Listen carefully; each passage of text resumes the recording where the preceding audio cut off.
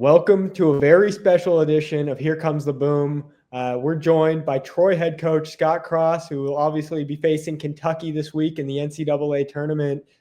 Scott, thank you for joining me. Thank you for having me on.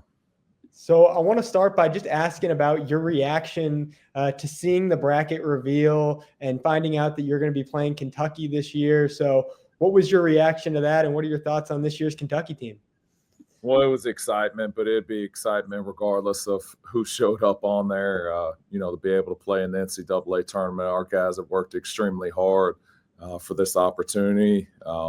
It's even more exciting the fact that it is Kentucky. We know all eyes will be on them. They've got probably the biggest following in all of college basketball. Will be on prime time, so we're excited for that.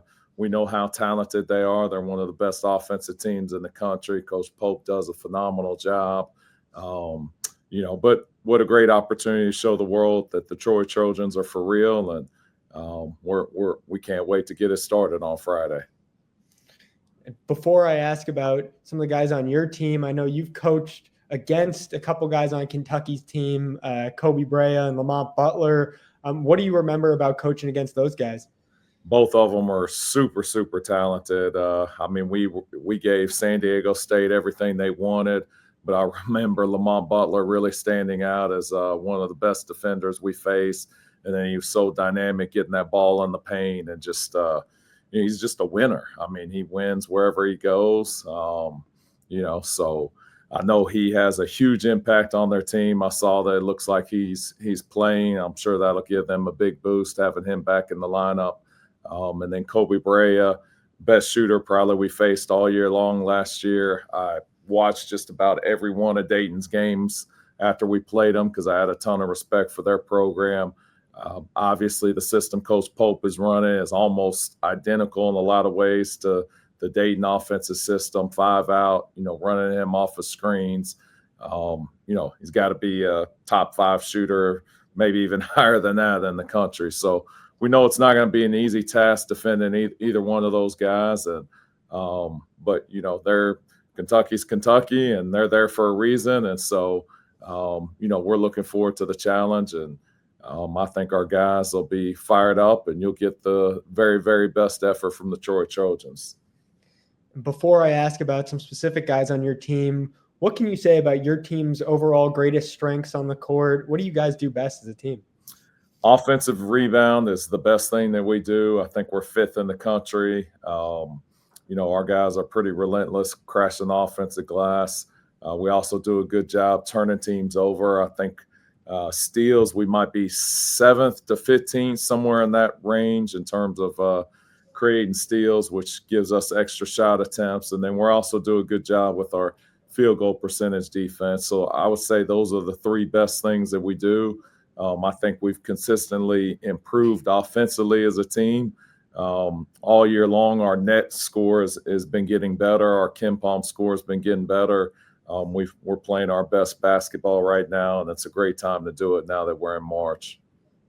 And then Tatum Connerway was the Sun Belt 6th man of the year last year, but I don't think anyone anticipated him having the year that he's had, winning Sun Belt Player of the Year. What kind of growth have you seen out of him this season? Yeah, he's such a dynamic player.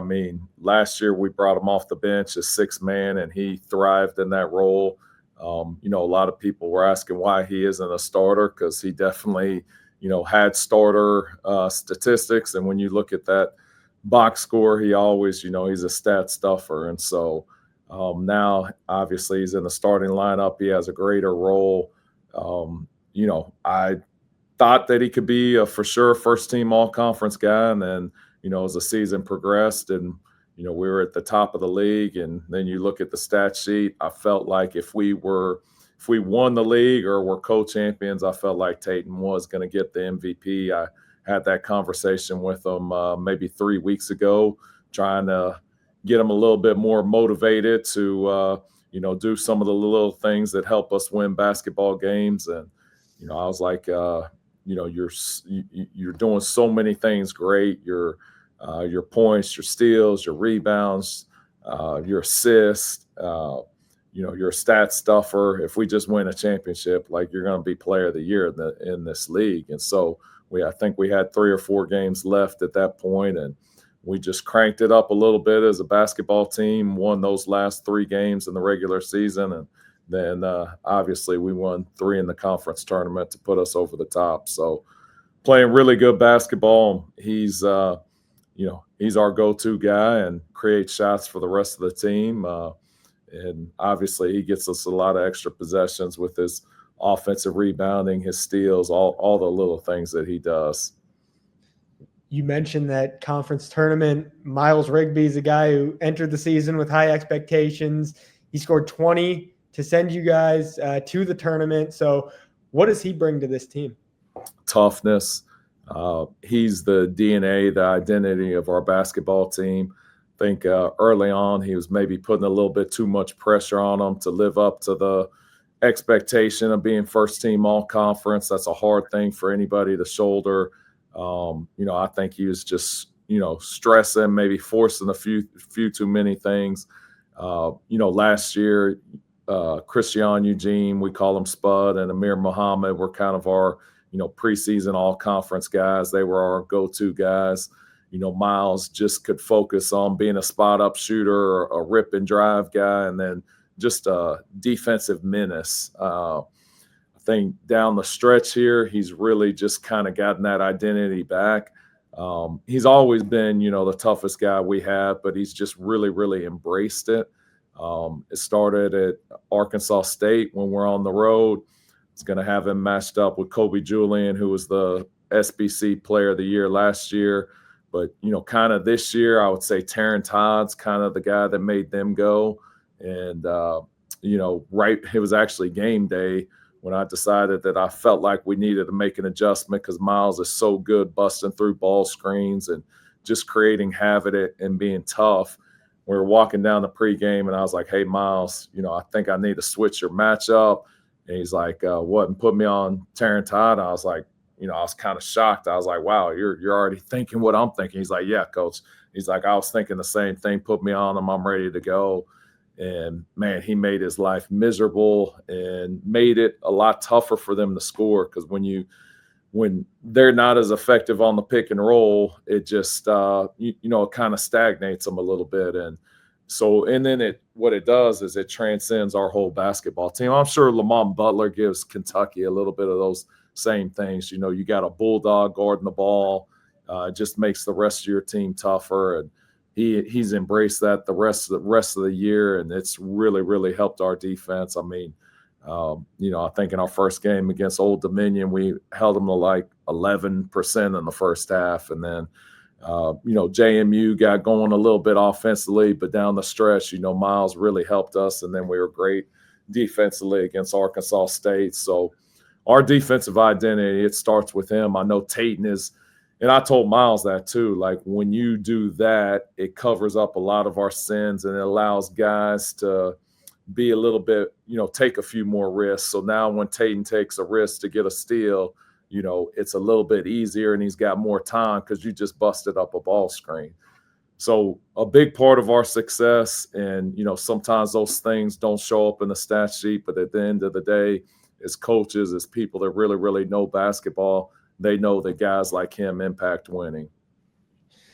And you've got a few common opponents with Kentucky this season, Arkansas and Georgia State. What can you learn from scouting those kind of games when you're playing a team that you haven't played yet this season? Yeah, I mean, we'll watch as much as we can over the next couple of days. I still haven't watched near enough, I feel like, but I've been able to watch some clips. But, I've watched a few of their games just as a casual fan, in passing, waiting for our games and stuff. I know how talented they are. I know how good they execute, how well they score the basketball. We'll try and find some things maybe that we can take away. But, when you're a really, really good and talented basketball team, it's not going to be an easy task. But, I do believe our guys are extremely tough and physical and, not the same size and physicality maybe as some of the SEC opponents, but similar makeup in terms of, we're a tough team that's going to bust through some screens and, defend you at the rim and wall up and do some of those little things. So, It'll be a great opportunity, and I know our guys are excited to be on a nationally televised game against one of the best teams in the country. And you've coached against Kentucky twice, both times at UT Arlington. Don't remind me about those games. Just what is it like to coach in front of a crowd full of Kentucky fans, full of Big Blue Nation? Yeah, Big Blue Nation was out in full force. I believe the first game we're at the hotel, and I can remember fire alarms going off in the morning. So their fans got that whatever that hotel is right next to the arena. They made sure that the my previous employer that we were not in rhythm, not in sync. But yeah, great atmosphere. Had a ton of respect for Coach Cal and what he did. I can remember the first game seeing those guys. It was like you're walking in and you're playing an NBA team. I had never seen a team that big. They had 3 7-footers at the 3, 4, and 5 that year. Just absolutely amazing. And then the next year, they had Booker. Next time we played them, they had Booker and what's his name? The little point guard that's so tough. I get the teams mixed up, but I remember the second time Booker, I believe, wasn't shooting the ball great at the time, and they were struggling as a team.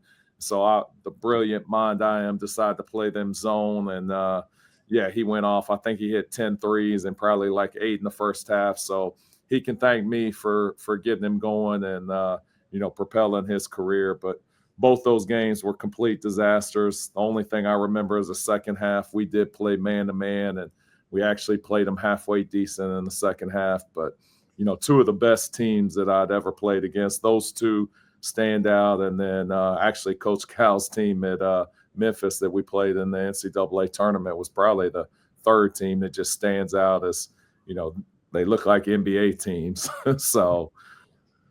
So I'd be remiss if I didn't ask just about your overall impressions of Mark Pope's first year at Kentucky. You've talked about this team. Just what do you make of the job that he's done since getting there? He's done a phenomenal job. To lose all those guys, all those great players, that's not something that I envy, taking over for a legend, a Hall of Famer that's won a national championship there. He's embraced it. He's done a phenomenal job with those guys, the way they execute. Some of their early on wins were amazing. They're one of the best, like I said, one of the best offensive teams in the country. I think they fit his style.